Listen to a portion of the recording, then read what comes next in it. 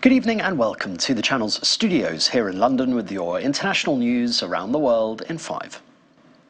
Hungarian Prime Minister Viktor Orban has said Donald Trump will not fund Ukraine's fight against Russia's invasion if he is elected US president again. My country, Hungary, is the lone star state of Europe. It is obvious that Ukraine cannot stand on its own feet, Mr. Orban told Hungary's M1 TV channel. Mr. Orban is openly backing his long-term ally in the 2024 White House race.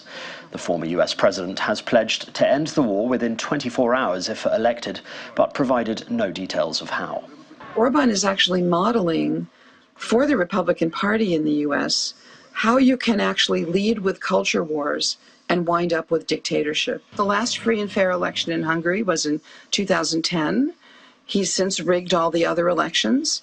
So he doesn't have the whole country behind him, but he will look like a great success because he wins elections overwhelmingly, which he does because he got to write all the rules. Violence in the capital Port-au-Prince has ramped up once again with heavily armed gangs attacking the National Palace. They also set part of the Interior Ministry on fire with petrol bombs. It comes after a sustained attack on the international airport, which remains closed to all flights.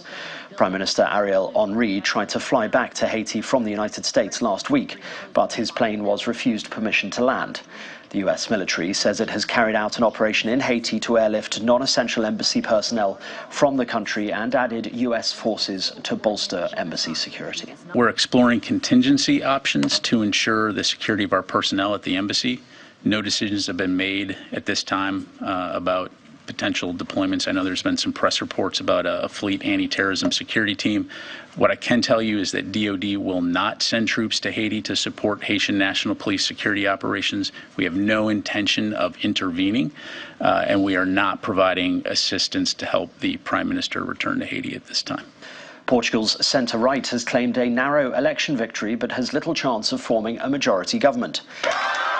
Democratic Alliance leader Luís Montenegro told supporters that the Portuguese had voted for change, although the margin of victory was less than convincing. Both main parties polled around 29% of the vote. A top general from Sudan's army has ruled out a truce in the Islamic holy month of Ramadan unless the paramilitary group it is battling leaves civilian and public sites. The statement by Yasser al-Atta, a deputy commander of the army, comes after the army claimed advances in Omdurman, part of the wider capital, and an appeal by the United Nations Security Council for a truce during Ramadan, which begins this week. India has signed a free trade agreement with a group of 4 European countries that are not members of the European Union. The deal with the European Free Trade Association will see investments in India of $100 billion. The EFTA is made up of Norway, Switzerland, Iceland and Liechtenstein. The announcement comes as the UK and India have been holding negotiations over an FTA for the last 2 years. The Princess of Wales has apologised for any confusion her Mother's Day photograph caused after 5 news agencies retracted it over editing concerns.